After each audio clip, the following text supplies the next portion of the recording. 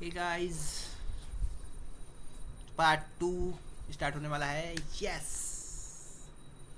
तो यहाँ पर क्या है, कोड ऑन सोशल सिक्योरिटी 2020 जो है वो आया था, जिसका एम था कि एक्सटेंड करना social security to all the employees and the worker either in the organised और द अनऑर्गेनाइज्ड और any other sector and for matter connected there. ठीक है, तो कोड ऑन सोशल सिक्योरिटी 2020 जो है एम था कि वो सोशल एक्सटेंड करे social security to all the employees and worker either in the organised और in the unorganised employ sector. ठीक है, तो सबसे पहला तो ये आपको याद होना चाहिए। इसके बाद code can be apply to the establishment subject to size threshold to notification by the central government. और इसके बाद separate social security fund will be set up, और कोड ऑन सोशल सिक्योरिटी 2022 के तहत जो है सेपरेट सोशल सिक्योरिटी फंड भी set up किया जाएगा by the central and the state government for the unorganise worker, जिसमें आ जाते हैं आपके गिग वर्कर्स और प्लेटफॉर्म वर्कर्स। तो registration provisions are specified for unorganised, ये नहीं करना है। A social security board will be establish to recommend and monitor scheme for this categories of the यहाँ पर वर्कर। तो बेसिकली आपको बस ये याद होना चाहिए कि सेपरेट सोशल सिक्योरिटी फंड भी सेटअप किया गया है by the central and the state government for the unorganised workers such as example the gig workers and the platform workers. ठीक है, तो इतना पॉइंट आपको याद होना चाहिए। इसके बाद हम लोग देखते हैं कहा गया है penalties for certain offences have been reduce including, ये बकवास है, during an epidemic the central government में reduce employer and employees contribution under the state employees state insurance and provident fund for up to 3 month.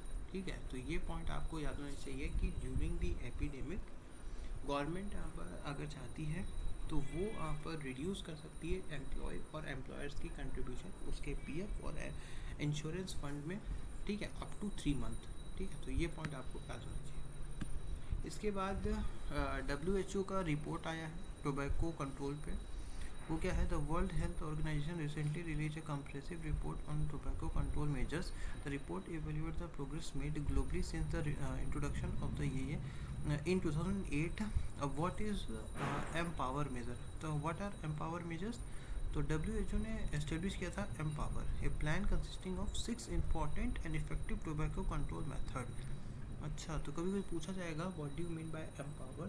तो tobacco control के लिए WHO ने empower मतलब 6 ये स्ट्रेटजी जो है इफ़ेक्टिव प्लान बनाया था, जिसमें M stand for monitor tobacco use and prevention policies. उसके बाद protect people from tobacco smoke, offer help to quit smoking. W का मतलब है warn about the danger of tobacco, and E enforce ban on tobacco advertising, promotion and sponsorship, and R is for raise tax on tobacco। ठीक है, तो ये point आपको याद होना चाहिए। 2008 में WHO ने एम्पावर करके एक प्लान जो है जिसमें 6 स्ट्रेटजीज थी वो इंट्रोड्यूस किया था। तो ये पॉइंट बस आपको याद होना चाहिए, एम्पावर। ठीक है, इसके बाद अब WHO की जो रिपोर्ट आई है उसमें क्या कहा गया है कि सबसे पहला चीज़ यहाँ पर आपको याद होना चाहिए, सबसे पहला चीज़ तो ये सब आप याद नहीं रखोगे। इसके बाद बस हाँ, so addressing the challenge, the report also ये at least 44 countries still do not implement any empower measures, ये बकवास है। इसके बाद सेकेंड हैंड स्मोकिंग ऑफ ये भी नहीं है।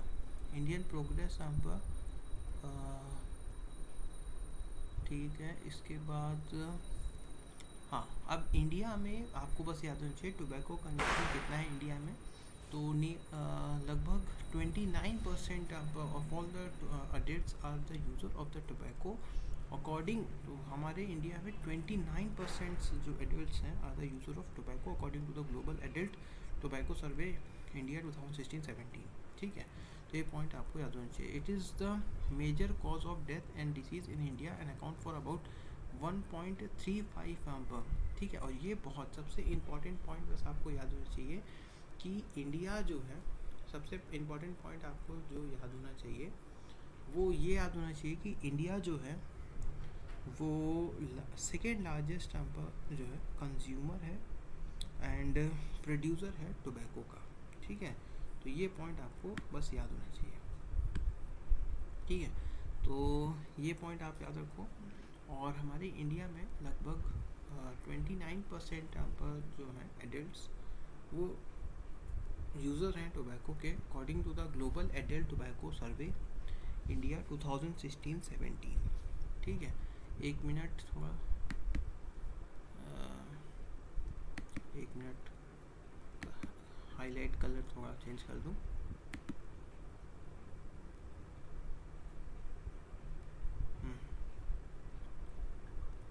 एक सेकेंड। उसके अलावा गवर्नमेंट ने इनिशिएटिव्स भी लाए थे, जैसे नेशनल टोबैको कंट्रोल प्रोग्राम चलाया।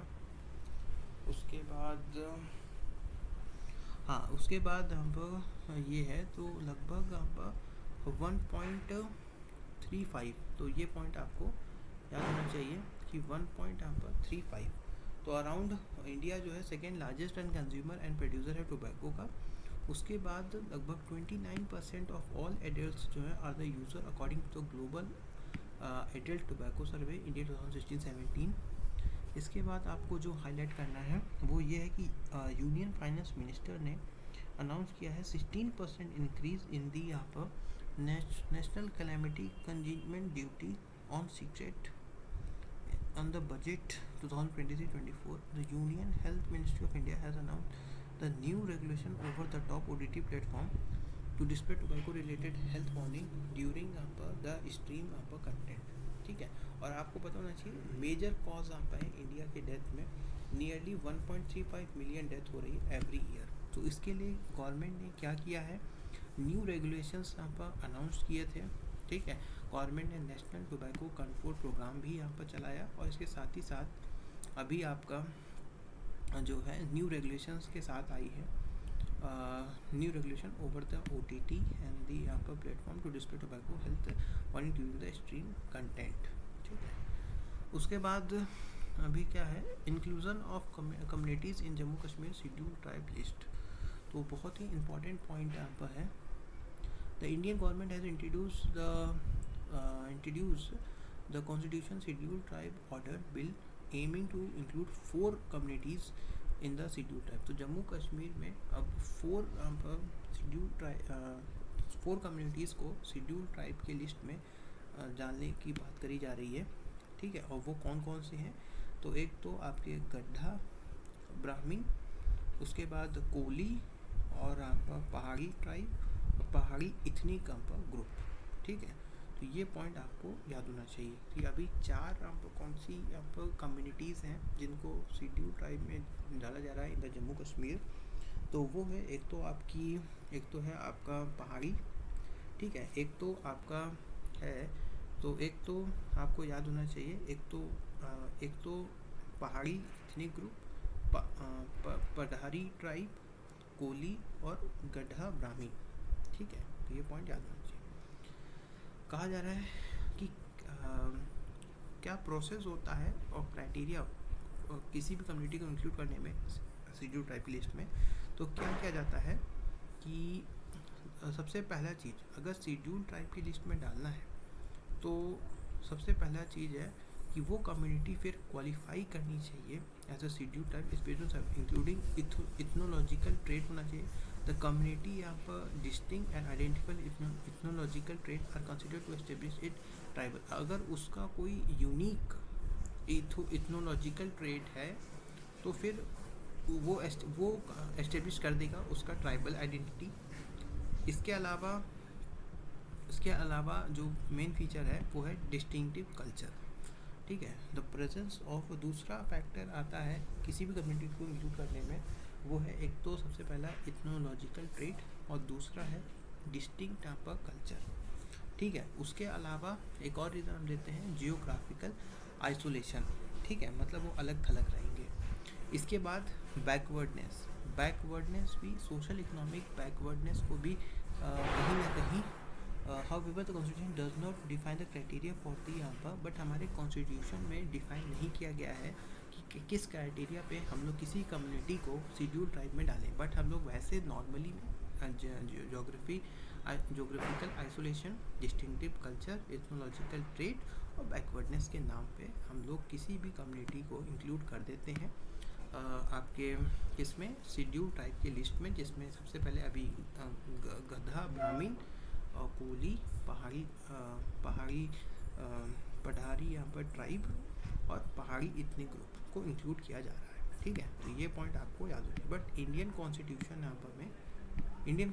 यहाँ पर में डिफाइन नहीं किया गया है किस क्राइटेरिया पे हम लोग रिकॉग्नाइज करेंगे शेड्यूल ट्राइब्स को। ठीक है, तो ये पॉइंट याद हो गया। उसके बाद आपको बताना चाहिए process of adding a community to the schedule tribe. The process initiate at the state और the union territory level where the concern government और administration recommend the inclusion of the specific community.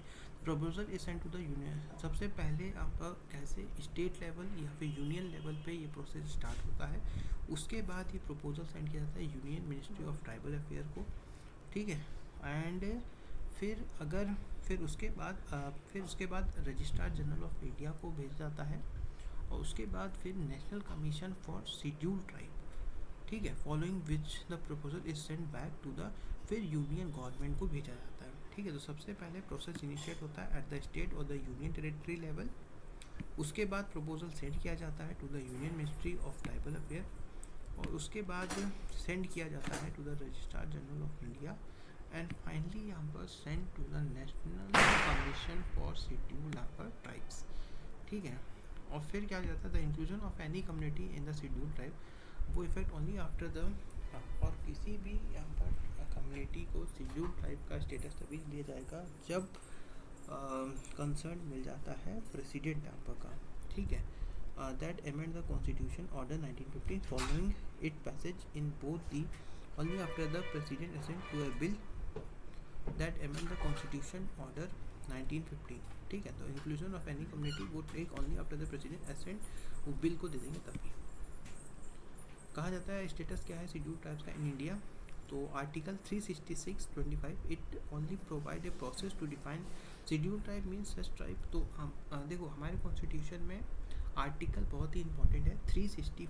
So article 365 आपको याद होना चाहिए। कौन सा article is related to schedule tribe जो उनको डिफाइन करता है, तो वो है आर्टिकल 366। ठीक है, मैं 3 यहाँ पर है ना, तो 366(25) यहाँ पर। ठीक है, सो आर्टिकल 366(20) यहाँ पर 5 इट ओनली ठीक है, जिसमें कि article 365 ST means such tribe और ट्राइबल आपका कम्युनिटी और ए पार्ट और a group within such tribe और tribal community are deep under article 342। ठीक है, तो आर्टिकल 342 तो ये है।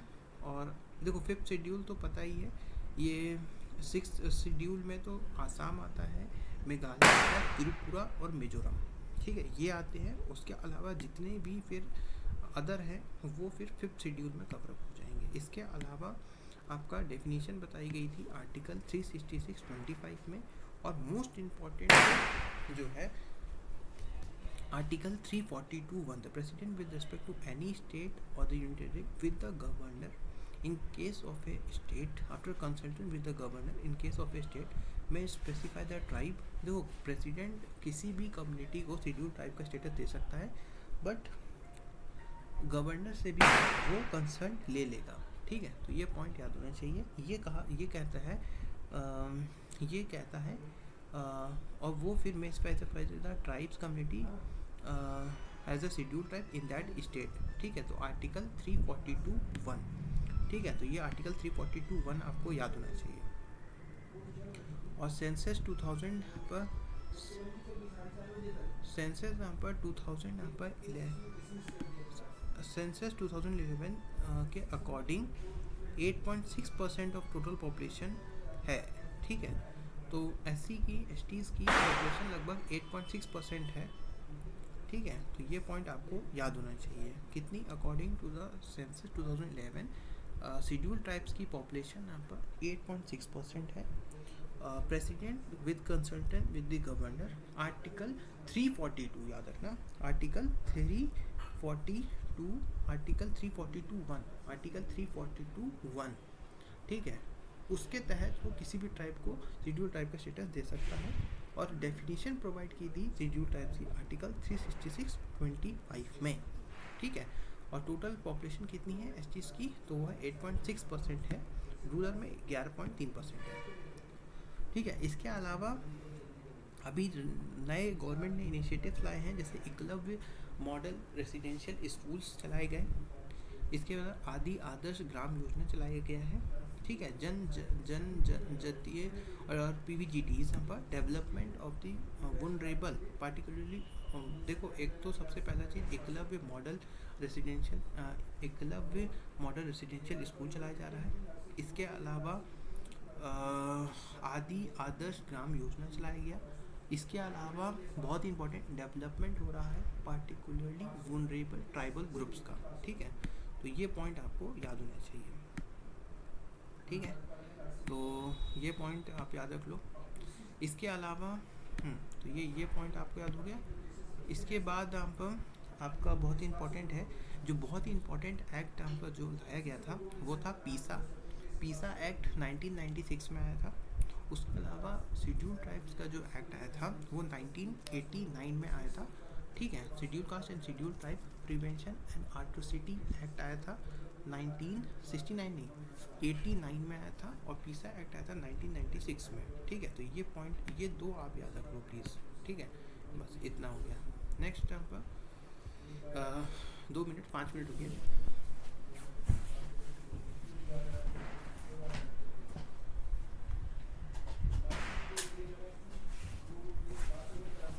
तो कौन से दो आर्टिकल यहाँ पर हैं according to the schedule tribes को डिफाइन करता है, वो एक तो सबसे पहला 366(25) और आपका जो प्रेसिडेंट है गवर्नर के कहने पर कंसल्टेशन लेगा, वो है आर्टिकल 344(1), ठीक है। तो ये पॉइंट आपको याद होना चाहिए। गवर्नमेंट इनिशिएटिव है एकलव्य मॉडल रेसिडेंशियल स्कूल,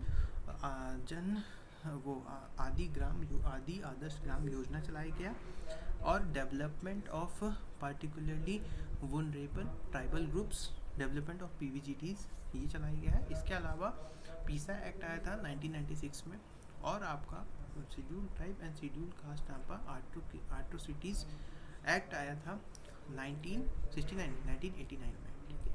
तो ये पॉइंट याद हो गया। अब ये जो न्यूज़ है registration of birth and death amendment bill 23, ये इम्पोर्टेंट नहीं है, ठीक है। तो ये पॉइंट आप याद रख लो कि registration of birth and death bill 2023 ये इम्पोर्टेंट नहीं है, ठीक है। इसके बाद आपका कहा जा रहा है scheme for the farmer welfare. Recently the ministry of agriculture and farmer welfare has introduced लोक सभा that A comprehensive range of central sector and central sponsored scheme has been implemented for the farmers पर ये। तो अब ये point याद होना चाहिए कि सेंट्रल सेक्टर और सेंट्रली स्पॉन्सर्ड स्कीम्स क्या होती हैं। देखो, central sector schemes are based on the subject from the union list and they are formulated by the. तो सेंट्रल सेक्टर अगर स्कीम है तो वो आपकी सेंटर लाएगी, ठीक है, और उन्हीं सब्जेक्ट्स पर आप ये स्कीम्स लॉन्च होगी जो सब्जेक्ट आपकी मेंशन है यूनियन लिस्ट पे, ठीक है। तो ये पॉइंट प्लीज़ आप याद रखना कि कभी बहुत बार पूछा जाता है कि डिफरेंस पता नहीं होता लोगों को, सेंट्रल सेक्टर पर स्कीम और सेंट्रल पर स्पॉन्सर्ड स्कीम है। सेंट्रल सेक्टर स्कीम का मतलब है सेंटर की तरफ से ये स्कीम लॉन्च की गई है, और वो स्कीम जो है बनी है वो सब्जेक्ट पे बेस्ड है जो यूनियन लिस्ट में मेंशन्ड है, ठीक है। ये पॉइंट याद हो गया। इसके बाद जैसे फॉर एग्जांपल प्रधानमंत्री यहाँ पर जैसे प्रधानमंत्री जनधन योजना चलाई गई थी, ठीक है। तो ये आपकी सेंट्रल सेक्टर स्कीम हो गई, ठीक है। इसके अलावा हाँ, और फिर आपको बताना चाहिए सेंट्रली स्पॉन्सर्ड स्कीम्स क्या होती हैं। देखो, सेंट्रली स्पॉन्सर्ड स्कीम का मतलब होता है कि सेंट्रल और स्टेट गवर्नमेंट दोनों जो है फंड प्रोवाइड करेगी। जैसे फॉर एग्जांपल बहुत ही मेजर केसेस में रहता है 60-40 का रेशियो रहता है। इस रेशियो में सेंट्रल 60% फंड करेगी और स्टेट 40% फंड करती है, और ये बहुत ही इंपॉर्टेंट है। तो इसमें सीधी सी बात है, ठीक है। तो ये पॉइंट आप याद रखना। सेंट्रली सेक्टर स्कीम ये सिर्फ सेंट्रल की तरफ से पूरी फुल फंडेड होती है और ये सिर्फ उन सब्जेक्ट पर आती है, ये स्कीम लॉन्च होती है जो यूनिवर्सिटी में मैंशनड होती हैं। और सेंट्रली स्पॉन्सर्ड स्कीम जो कि that are funded partially by both the centre and the state government. ठीक है, तो दोनों होते हैं involve in the centrally sponsored scheme. ठीक है, तो ये आपको डिफरेंस पता होना चाहिए। ठीक है, तो ये पॉइंट आप याद रखो, बस इतना। नेक्स्ट अब कहा जा रहा है what are the key government scheme for the farmer welfare. देखो, फार्मर्स वेलफेयर के लिए ही गवर्नमेंट ने बहुत सारी स्कीम्स लाई, जिसमें सबसे पहला प्रधानमंत्री किसान सम्मान निधि पीएम किसान स्कीम चलाई गई थी, जिसका एम था कि सपोर्ट किया जाए to all the land holding farmer families across the country to enable them to take care of expenses related to agriculture. This scheme provide 6,000 per year for a cultivable and holding subject to certain exclusion. तो आपका बहुत ही important है, याद होना चाहिए कि PM आपका किसान जो योजना चलाई गई थी, दैट इज़ किसान सम्मान योजना, सम्मान निधि, पीएम किसान इसे कहते हैं। तो ये स्कीम के तहत 6,000 रुपीज़ पर ईयर दिया जाएगा ताकि वो अपना कोई भी एग्रीकल्चर इक्विपमेंट्स खरीद सके। और ये स्कीम पीएम जो किसान स्कीम थी वो उन्हीं यहाँ पर फार्मर्स के लिए चलाई गई थी जिनके पास जो लैंड ओनर्स थे। ठीक है, जिनके पास यहाँ पर लैंड था। ठीक है, ये पॉइंट आप प्लीज़ याद रखना। पीएम किसान तो जो योजना है ये चलाई गई थी सिर्फ और सिर्फ यहाँ पर जिन फार्मर्स के लैंड ओनर्स थे, सिर्फ उन्हीं को कवर किया गया था अंडर द पीएम किसान योजना, और 6,000 पर ईयर देने की बात करी गई थी। ठीक है, तो ये पॉइंट आपको बस याद होना चाहिए। ठीक है, तो ये पॉइंट आप याद रख लो और इसको हाईलाइट भी कर देते हैं एक बार। ठीक है, सो एक बार हाईलाइट कर देते हैं इसको ब्लू से टू कि पीएम किसान यहाँ पर जो योजना थी ये सिर्फ और सिर्फ उन फार्मर्स के लिए चलाई गई थी जिनके पास जो लैंड ओनर्स थे, उनको 6,000 पर ईयर देने की बात करी गई थी इक्विपमेंट खरीदने के लिए। ठीक है, तो ये पॉइंट आपको याद होना चाहिए। और विद द और सिर्फ उन्हीं को 6,000 रुपीज़ देने की बात करी गई थी जिनके पास कल्टीवेबल लैंड होल्डिंग यहाँ पर थी। तो एक तरह से हम कह सकते हैं पीएम किसान योजना उन्हीं फार्मर्स को इंक्लूड किया गया था जिनके पास कल्टीवेबल लैंड होल्डिंग यहाँ पर थी। 6,000 पर ईयर देने की बात करी गई थी। फिर आता है फार्मर प्रोड्यूसर ऑर्गेनाइजेशन बनाई गई थी, जिसके तहत द 10,000 FPOs बनाने की बात, ये सेंट्रल सेक्टर स्कीम था for the formation and the promotion of 10,000 यहाँ पर FPOs इन द ईयर 2020। ठीक है, तो ये पॉइंट आप याद रख लो। इसके अलावा एग्रीकल्चर इंफ्रास्ट्रक्चर फंड लॉन्च किया गया था। तो आपका एक बहुत ही इंपॉर्टेंट पॉइंट यहाँ पर है जो आपको याद होना चाहिए कि फार्मर प्रोड्यूसर FPOs बनाए गए थे। ठीक है, ये आप छोड़ दो, इसके अलावा नहीं। 10,000 ये सब इम्पोर्टेंट नहीं है। इसके बाद आपको जो इम्पोर्टेंट याद होना चाहिए वो है एग्रीकल्चर इंफ्रास्ट्रक्चर फंड, ये लॉन्च किया गया था।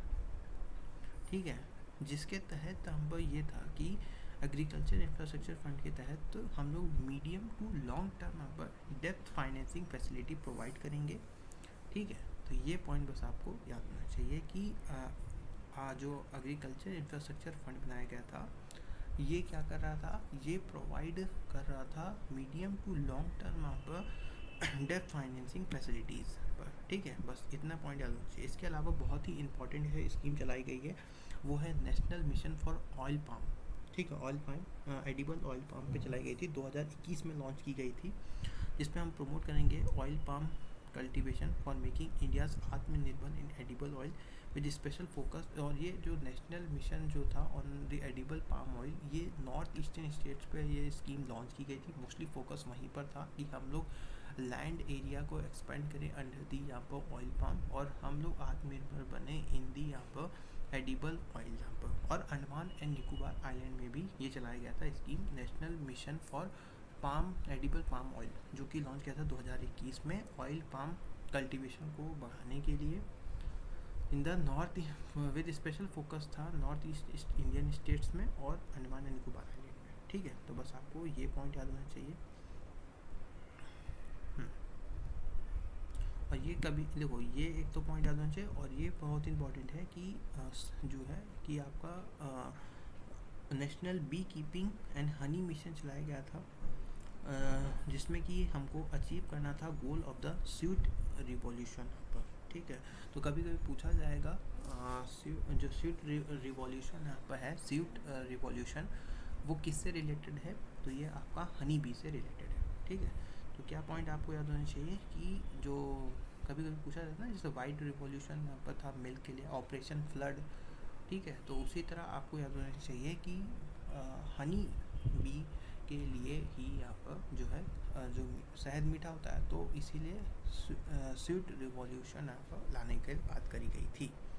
ठीक है, तो ये पॉइंट आप याद रखो। नेक्स्ट फिर आता है semiconductor. Semiconductors are the materials having conductivity between. तो देखो, सेमीकंडक्टर्स वो होते हैं जिनकी कंडक्टिविटी जो होती है वो इन बिटवीन, यहाँ पर सुपर कंडक्टर की बात नहीं हो रही, यहाँ पर सेमी कंडक्टर, तो जिनकी कंडक्टिविटी जो होती है इन बिटवीन होती है कंडक्टर एंड नॉन कंडक्टर्स। ठीक है, जिसमें एक सबसे मोस्ट फेवरेट एग्जांपल हैं सेमी कंडक्टर्स के, वो है सिलिकॉन और जर्मेनियम। ठीक है, इसके बाद आपको याद होना चाहिए कि इंडिया जो है, इसके बाद आप याद रख लो कि इंडिया जो है वो इंपोर्ट करता है सेमीकंडक्टर मोस्टली ताइवान और चाइना से। ठीक है, तो ये पॉइंट आप याद रख लो। स्कीम चलाई गई थी। इसके अलावा इंडिया का सेमीकंडक्टर मिशन क्या है, ये एक vibrant semiconductor and display design, ये लॉन्च किया गया था मिनिस्ट्री ऑफ, तो ये आप याद नहीं कर लो। ठीक है, ये इंपॉर्टेंट नहीं है। इसके अलावा अब ये क्या है, what is AMC repo clearing limited. तो रेपो क्लियरिंग लिमिटेड जो है,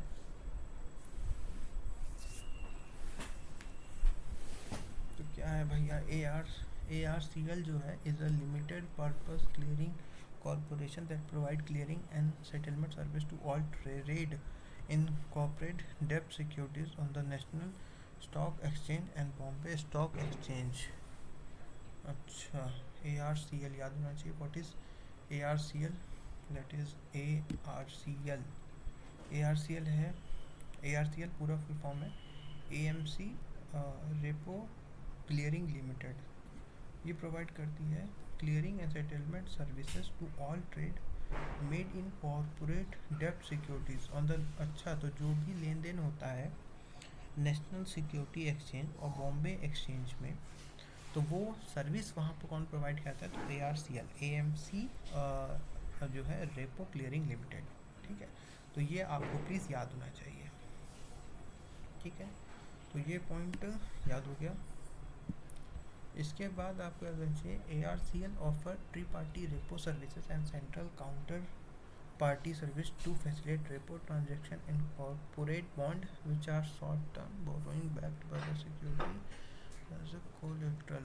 ARCL will help to widen and deepen the corporate bond repo market which is currently underdeveloped compared to the government bond repo market. ठीक है, इतना ही जितना मैं ठीक कर दिया, बस उतना आपको याद होना चाहिए।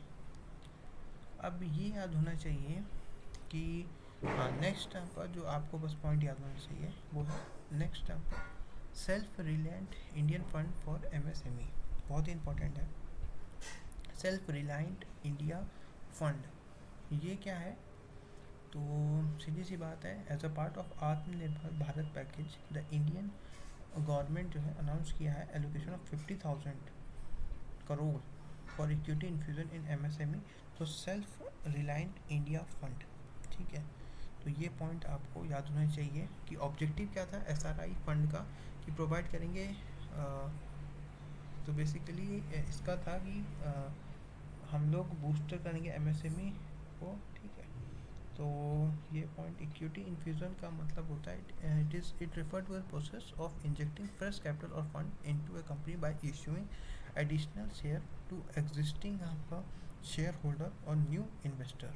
Venture capital fund it is a type of investment fund that provide capital to early stage. देखो वेंचर का मतलब होता है अर्ली स्टेज में कैपिटल फंड प्रोवाइड कर दिया जाए स्टार्टअप कंपनीज को, जैसे ठीक है, तो वो है वेंचर। वेंचर कैपिटल फंड ये एक टाइप का इन्वेस्टमेंट है that provide capital to early stage and startup company with high growth potential.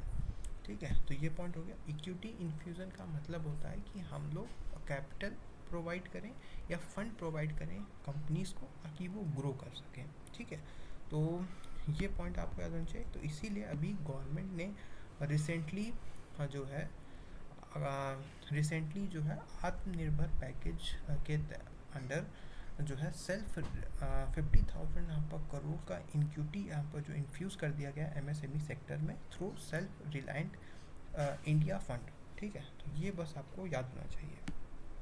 ठीक है, एमएसएमई का क्वेश्चन बहुत बार आता है, तो आप यूज़ कर सकते हो कि एमएसएमई सेक्टर को सपोर्ट करने के लिए इंडियन गवर्नमेंट ने अभी रिसेंटली ही आत्मनिर्भर भारत पैकेज के अंडर 50,000 यहाँ पर जो है 50,000 करोड़ रुपीज़ एलोकेट कर दिए हैं। ठीक है, और उसके बाद आपको बस ये पता होना चाहिए कि वेंचर कैपिटल फंड का मतलब होता है बहुत ही इनिशियल स्टेज में स्टार्टअप्स हो गई ये कंपनीज को जो है प्रोवाइड किया जाए फंड, ताकि उनका जिनके हाई ग्रोथ पोटेंशियल होती है। और इक्विटी इन्फ्यूजन का तो मैंने बता दिया। अब बहुत ही इंपॉर्टेंट है सेबी, यहाँ पर तो पता है सेबी ये एक स्टैट्यूटरी बॉडी है। ठीक है, स्टैट्यूटरी बॉडी का मतलब होता है स्टैट्यूटरी बॉडी का मतलब होता है कि बाय एक एक्ट लाया गया और उसके तहत फिर ये बॉडी एस्टेब्लिश की गई। तो ये एक स्टैट्यूटरी बॉडी है और 1992 में एस्टेब्लिश की गई थी।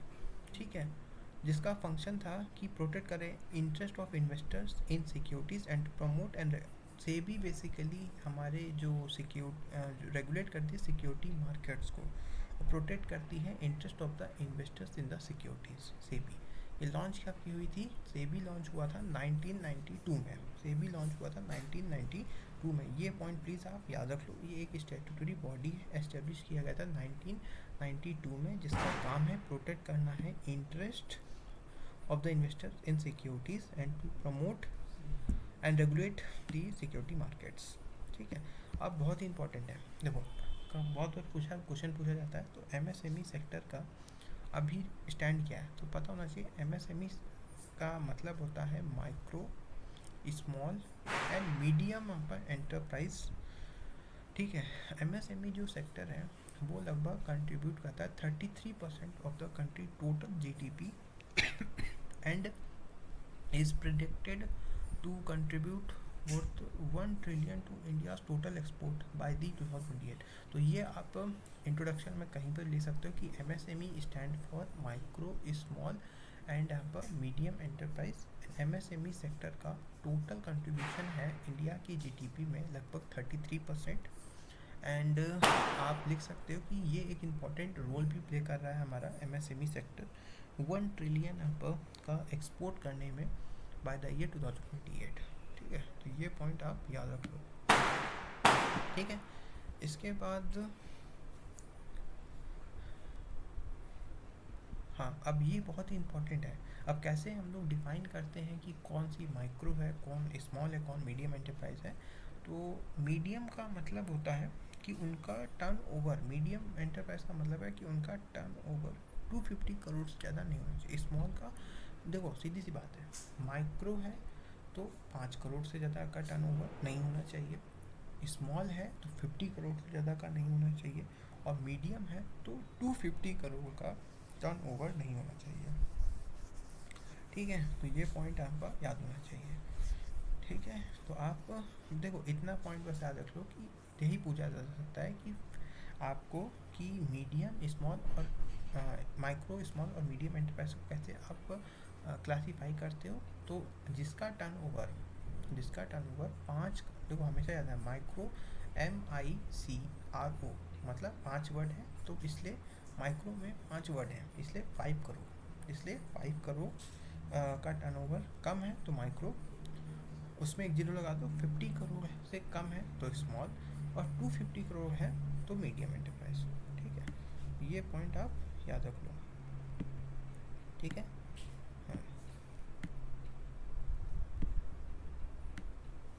हाँ, ये पॉइंट हो गया। ठीक है, तो मैंने बताया माइक्रो मतलब 5 करोड़ से ऊपर का टर्नओवर नहीं होना चाहिए, स्मॉल तो 50 करोड़ से ज़्यादा का टर्नओवर नहीं, और मीडियम तो 250 करोड़ से ज़्यादा का नहीं।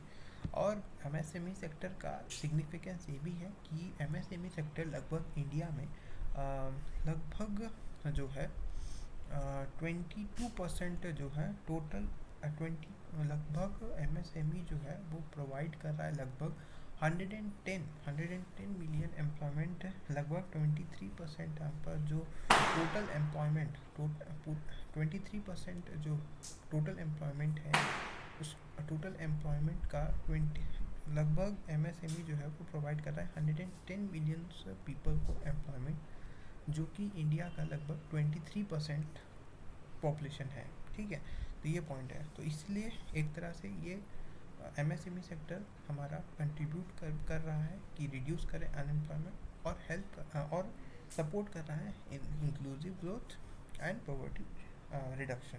ठीक है, तो ये पॉइंट आप याद रख लो, इतना याद रख लो। इसके बाद द एमएसएमई सेक्टर, इसके अलावा आप क्या पॉइंट और याद कर सकते हो? इसके अलावा हाँ, अब चैलेंजेस क्या हैं हम हमारे एमएसएमई सेक्टर में? तो एक तो ये है कि आउटडेटेड इंफ्रास्ट्रक्चर है, ठीक है, और लिमिटेड एक्सेस है टू द मॉडर्न टेक्नोलॉजी। तो फर्स्ट चैलेंज है कि outdated infrastructure and limited access to modern technology. ठीक है, तो जो कि हिंडर कर रहा है growth and the efficiency of MSME. ये पॉइंट हो गया। उसके बाद हम, ठीक है, तो पहला चैलेंज यही है कि इंफ्रास्ट्रक्चर आउटडेटेड है और limited access to modern technology का due to limited finance and expertise can hinder the growth of the and the efficiency of MSME. ठीक है, तो ये पॉइंट आप याद रख सकते हो। उसके अलावा और क्या चैलेंज है? तो और हम लोग चैलेंज कर सकते हैं सिर्फ इतना। इसके बाद आप याद कर लो कि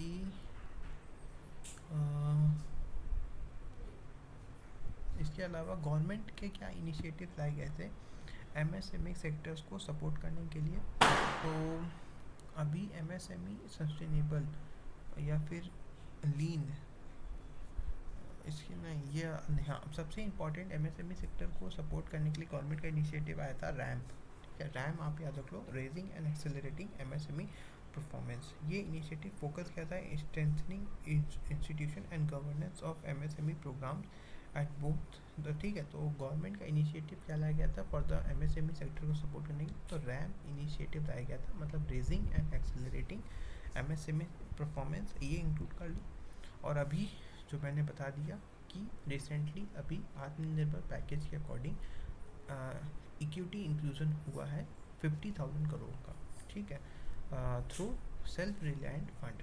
ठीक है, तो ये पॉइंट आप याद रखो। और ये है, क्या याद रख लो कि कौन सा इनिशिएटिव गवर्नमेंट ने लाया था एमएसएमई सेक्टर के लिए, तो वो है raising and accelerating MSME performance. ठीक है, तो बस इतना याद रखिए। Next, concern of over deflation in China. तो क्या है कि recently China national bureau of statistics reported that the consumer price index had declined in July 2023 by 0.3%। CPI वहाँ का। अब देखो, सबसे ये आपको इम्पोर्टेंट नहीं, आपको पता होना चाहिए व्हाट इज़ डिफ्लेशन। डिफ्लेशन क्या होता है?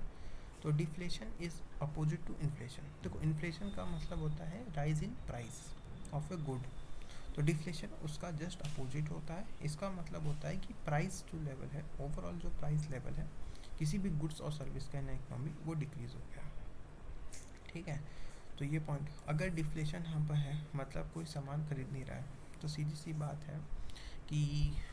बात है कि आपका परचेजिंग पावर जो है वो इंक्रीज़ हो जाएगा। तो आप क्या कर पाओगे, ज़्यादा से ज़्यादा जो है, तो आपके सीधी सी बात है, अगर देखो, अगर इन्फ्लेशन होता है तो आपकी परचेजिंग पावर जो है वो रिड्यूस हो जाती है। और अगर डिफ्लेशन यहाँ पर है, मतलब सामान कोई खरीद ही नहीं रहा है, तो आपकी परचेजिंग पावर इंक्रीज़ हो जाएगी, आप उतने ही पैसों पे ज़्यादा सामान खरीद पाओगे। बट अगर इन्फ्लेशन होगा तो आप उतने पैसे में कम सामान खरीद पाओगे। तो ये है इन्फ्लेशन और डिफ्लेशन का कंसेप्ट, ठीक है। तो ये पॉइंट देखो, डिफ्लेशन के पॉजिटिव इम्पैक्ट क्या होता है, ठीक है। तो डिफ्लेशन का अपोजिट इम्पैक्ट क्या है, ठीक है। तो ये पॉइंट आप तो डिफ्लेशन आपका जो है उसके बेनिफिट्स क्या है। देखो डिफ्लेशन यहाँ पर होगा तो सीधी बात है, देखो डिफ्लेशन यहाँ पर होगा तो डिफ्लेशन यहाँ पर होगा, देखो अगर अगर सीधी सी बात है, अगर डिफ्लेशन यहाँ पर है इन अ डिफ्लेशनरी इन्वायरमेंट, सेंट्रल बैंक में lower the interest rate to encourage borrowing and spending. Lower interest rate can lead to reduced borrowing cost.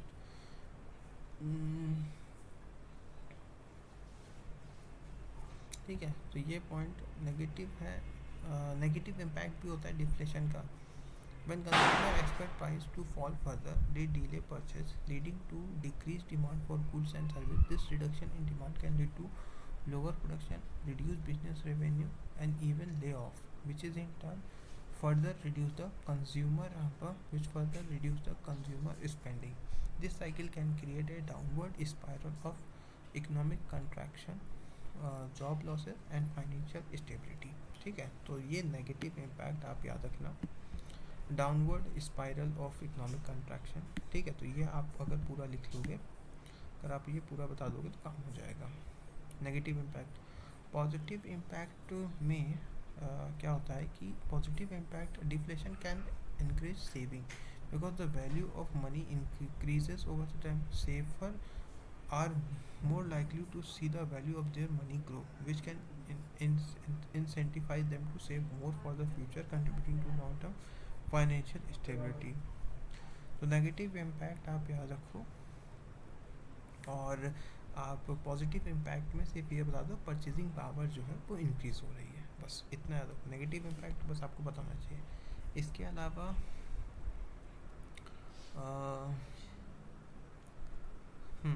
इसके बाद आप बस इतना याद होना चाहिए। अभी रिसेंट क्या है, कॉज क्या है डिफ्लेशन का चाइना में, वो है जीरो कोविड पॉलिसी।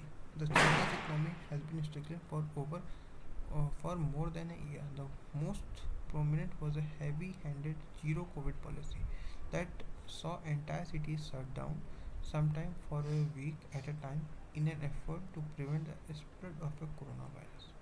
अच्छा, कोरोना वायरस के कारण भी जो है डिफ्लेशन आई है चाइना की इकोनॉमी में,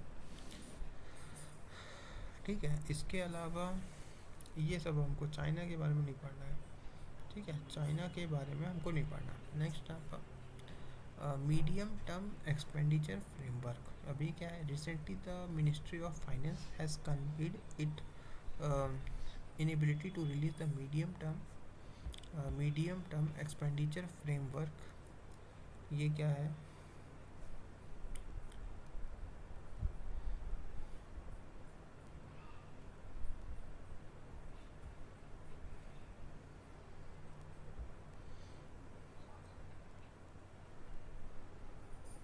तो ये बस आपको याद रखिए, what is FRBM, that is आपका physical reduction and management act. ये 2003 में एनेक्ट किया गया था with the aim of ensuring physical discipline, transparency and accountability in government spending. The act require the government to ensure that the physical deficit is reduce over a period of time and to eliminate the revenue deficit which is the excess of and to eliminate revenue deficit which is the excess of government total expenditure over revenue deficit which is the excess of government total expenditure over it total revenue, ठीक है। It limited, तो सबसे पहला चीज़ FRBM act लाया गया था, physical reduction and management act 2003 में, जिसका एम था कि इंश्योर किया जाए transparency and accountability in government spending, ये पता होना चाहिए। इसका मेन मोटिव ये था कि इंश्योर किया जाए गवर्नमेंट के थ्रू से कि फिजिकल डेफिसिट को हम लोग रिड्यूस करेंगे over a period of time, और हम लोग लिमिट करें फिजिकल डेफिसिट को 3% के अराउंड जीडीपी के, ठीक है। तो ये पॉइंट आपको बस याद होना चाहिए कि व्हाट इज़ एफआरबीएम एक्ट 2003 में लॉन्च किया गया था एफआरबीएम एक्ट, जिसके तहत हमको फिजिकल डेफिसिट को over the period of time हमको रिड्यूस करना है और लिमिट कर देना है 3% तक जीडीपी के, ठीक है। तो ये पॉइंट आपको याद होना चाहिए, ठीक है। तो ये पॉइंट और ये इसके बाद the act require the government to reduce its fiscal deficit to a specified target over a period of time. The fiscal deficit could be brought down to below 4.5% by the 2025-26. तो इसीलिए अभी क्या लाया गया है, medium term expenditure framework set A 3-year rolling target for expenditure indicator along with specification. Statement is presented in the Parliament under the Section 3 of the FRBM Act 2003. The statement provides an estimate of expenditure for various sectors including education, health, rural development, energy, subsidies and pension and so on. बस इतना आपको याद होना चाहिए, ठीक है। इस page में नेक्स्ट है माइक्रो, ठीक है। बस इतना पॉइंट आप पर याद होना चाहिए। इसके बाद स्टेट क्या है, फॉर्मल एम्प्लॉयमेंट का इन इंडिया। ये बहुत ही इंपॉर्टेंट क्वेश्चन बार बार पूछा जाता है कि सबसे पहले तो फॉर्मल एम्प्लॉयमेंट का क्या मतलब है। Formal employment refer to a type of employment where the term and condition of a work are regulated and protected by the labour laws and employment. अच्छा, फॉर्मल एम्प्लॉयमेंट का मतलब है कि एक कॉन्ट्रैक्ट साइन होगा, उसके बेसिस पे सब कुछ पहले से प्री डिफाइंड होगा कि आपको इतनी सैलरी मिलेगी, तो वो सब आता है अंडर द फॉर्मल एम्प्लॉयमेंट। और ये जितने भी फॉर्मल एम्प्लॉयमेंट्स हैं, जो भी आपका, ये सब अंडर कवर्ड होते हैं लेबर लॉज के, ठीक है।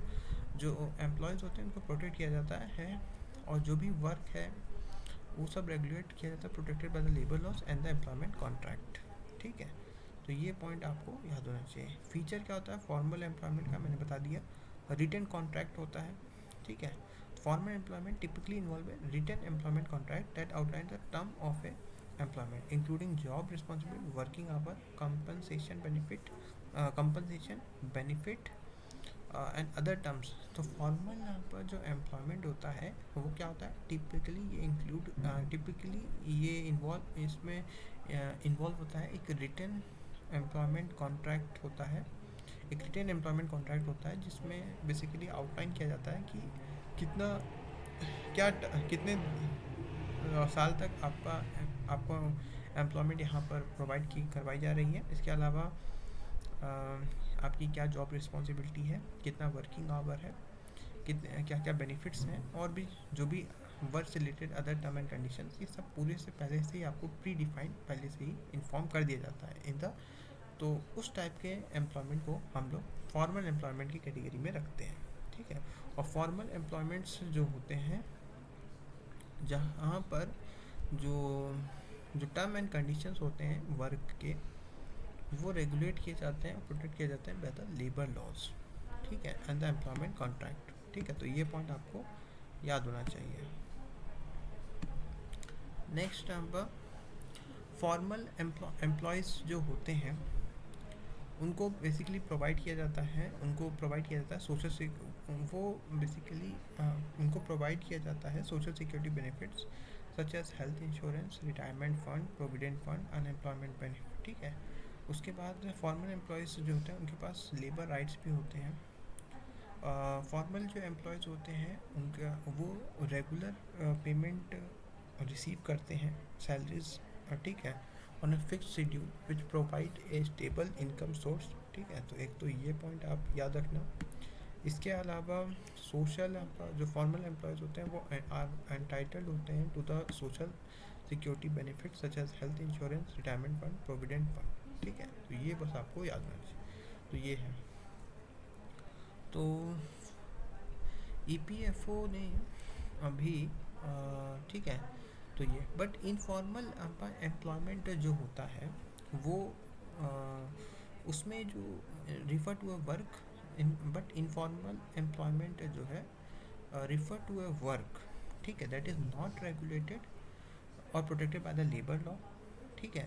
लैक इसमें there is no written contract sign, ठीक है, नो आप social security benefits given to the employees, ठीक है। तो इसीलिए ये पॉइंट आपको याद होना चाहिए। जस्ट उल्टा कर देना फॉर्मल एम्प्लॉयमेंट के। व्हाट डज, तो अभी क्या कहा गया है कि ईपीएफओ के एनुअल रिपोर्ट सॉ स्टैग्नेंट और decline regular contributor those with consistent PF contribution in recent year. अच्छा, तो ये पॉइंट आप याद कर सकते हैं। उसके बाद हाँ, अब ये पॉइंट आप प्लीज़ याद रखो कि क्या सिनेरियो है जॉब क्राइसिस का इन इंडिया। तो आपका जो एनएसओ नेशनल स्टैटिस्टिक ऑफिस की रिपोर्ट आई थी, उसमें कहा था कि अनएम्प्लॉयमेंट जो रेट है इंडिया में, वो लगभग अनएम्प्लॉयमेंट रेट कितना है इंडिया में, वो है 4.1%। ठीक है, तो ये पॉइंट आप याद रख लो कि नेशनल स्टैटिस्टिक ऑफिस ने पीरियोडिक लेबर फोर्स सर्वे में बताया कि रेट ऑफ अनएम्प्लॉयमेंट इंडिया में कितना है, तो वो है 4.1%। ठीक है, तो ये पॉइंट आपको याद हो गया। इसके बाद हमने अभी याद किया था formal employment refers to a work that is regulated or protected by the labor laws and formal जो employment है वो typically यहाँ पर जो है वो involve करते हैं जो है written employment contract that outline the type of employment, job responsibility, working hour, compensation and benefit। and formal यहाँ पर जो employees होते हैं वो often entitled होते हैं to social security benefits and वो रिसीव करते हैं रेगुलर यहाँ पर पेमेंट और wages usually on a fix date, जो कि प्रोवाइड करती है एक स्टेबल इनकम सोर्स। और अकॉर्डिंग टू दी यहाँ पर NSO that is national statistic office, उसके पीरियोडिक लेबर जो है फोर्स सर्वे में बताया गया कि अनएम्प्लॉयमेंट जो रेट है इंडिया में कितना है, 4.1% है। ठीक है, तो ये पॉइंट आपको याद होना चाहिए। इसके बाद जो है आपको रीज़न पता होना चाहिए कि क्या क्या रीज़न है लो एम्प्लॉयमेंट इन इंडिया। तो वो है कि इंडिया में सबसे पहला तो है कि डिपेंडेंस है एग्रीकल्चर पे। तो क्योंकि इंडिया में क्या है, नियरली हाफ ऑफ दी यहाँ पर वर्क फोर्स वो है डिपेंडेंट ऑन एग्रीकल्चर। ठीक है, और एग्रीकल्चर जो है वो अंडर डेवलप्ड है, तो ये सीजनल एम्प्लॉयमेंट ही प्रोवाइड करता है। ठीक है, उसके बाद दूसरा रीज़न ये है कि दूसरा है कि हाँ दूसरा है quality job lead to over qualified. ठीक है, एक तो ये पॉइंट। उसके बाद आपको पता होना चाहिए हाँ ये पॉइंट आपको याद है कि जॉब जो है इन दी यहाँ पर कैपिटल। दूसरा हमारे एजुकेशन सिस्टम्स में भी लिमिटेशन है, हम limitations of our education system is that कि जॉब जो है in the capitalist of the world वो उनका रिक्वायरमेंट है हाईली स्पेशलाइज्ड। ठीक है, उनको हाईली स्पेशलिस्ट यहाँ पर एम्प्लॉयर्स की नीड है इन दी यहाँ पर इन द टुडे यहाँ पर कैपिटलिस्ट वर्ल्ड। बट इंडिया का जो एजुकेशन सिस्टम है वो प्रोवाइड नहीं करता है right training and specialisation needed for this job. इसलिए मैनी पीपल जो विलिंग टू वर्क, ठीक है, become unemployed due to the lack. इसलिए हमारे इंडिया में many of the people were unemployed because of the lack of skill. ठीक है, due to the lack of skill, तो ये एक रीज़न है। दूसरा, nearly half of the workforce जो है इंडिया में वो डिपेंडेंट है एग्रीकल्चर पे, और एग्रीकल्चर अंडर डेवलप्ड है इंडिया में, और इसलिए वो सीजनल एम्प्लॉयमेंट ही प्रोवाइड करता है। ठीक है, तो ये पॉइंट आपको याद होना चाहिए। ठीक है, लिमिटेशन है हमारे एजुकेशन सिस्टम में, ये पॉइंट आप याद रखो बस। What are the rights of labour protected in India. तो ये बहुत ही इंपॉर्टेंट पॉइंट है, आपको ये पॉइंट पता होना चाहिए कि लेबर एज अ सब्जेक्ट जो है वो है कॉन्करेंट लिस्ट में, and therefore both the central and the state government are compete, वो जो है लॉ बना सकते हैं। ठीक है, ठीक है, तो ये पॉइंट आपको याद होना चाहिए कि लेबर यहाँ पर जो है लेबर बहुत ही इंपॉर्टेंट है। लेबर जो है ये आपका जो सब्जेक्ट है ये कॉन्करेंट लिस्ट में है, इसीलिए सेंट्रल और स्टेट गवर्नमेंट दोनों आपका जो है इस सब्जेक्ट पे लॉ बना सकती हैं। ठीक है, तो ये पॉइंट हमको पता होना चाहिए कि लेबर आपका जो है ये आपका इंक्लूड है कॉन्करेंट लिस्ट में। तो इसीलिए सेंटर और स्टेट गवर्नमेंट दोनों यहाँ पर जो है इस सब्जेक्ट पे लॉ बना सकती है। ठीक है, तो ये पॉइंट आपको बस याद होना चाहिए। बस नेक्स्ट आपका कहा गया है कि अभी रिसेंटली यहाँ पर in case of Randhir Singh versus Union of India, the Supreme Court said that even though the principle of equal pay for equal work is not defined in the Constitution, it is the goal which is to be achieved through Article 14, 16 and 39. ठीक है, तो अभी recently यहाँ पर India ने 29 यहाँ पर जो लेबर लॉस थे उनको कंसोलिडेट कर दिया 4 लेबर कोड्स में। ठीक है, तो ये पॉइंट आपको याद होना चाहिए कि ठीक है। तो रिसेंटली इनिशिएटिव्स टेकन किया गया था by the government to improve working and simplify labour law.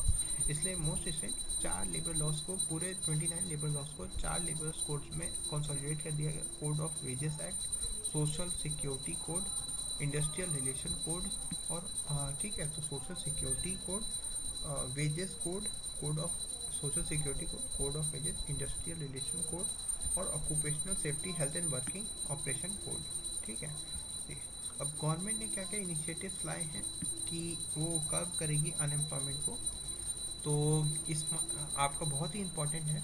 एक तो अभी नए नए आपको स्कीम्स याद होने चाहिए कि इनिशिएटिव गवर्नमेंट ने लाई है स्माइल, दैट इज़ स्माइल यहाँ पर जो है ये अनएम्प्लॉयमेंट को के लिए ही लाया गया था। सपोर्ट फॉर स्माइल का फुल फॉर्म है support for marginalised individual for livelihood and enterprises. इसके अलावा पीएम दक्ष योजना चलाई गई है, प्रधानमंत्री दक्षता और कुशलता संपन्न हितग्राही।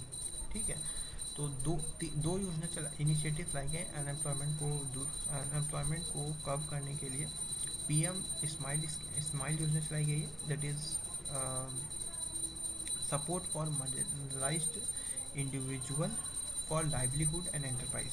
ठीक है, दूसरा है पीएम दक्ष, प्रधानमंत्री दक्षता और कुशलता संपन्न हितग्राही। ठीक है, तो ये पॉइंट आपको बस याद रखना चाहिए। नेक्स्ट हम लोग अगले पार्ट में मिलते हैं, तब तक आप मेरा यूट्यूब चैनल जो है वो आप सब्सक्राइब करें। ठीक है, थैंक यू।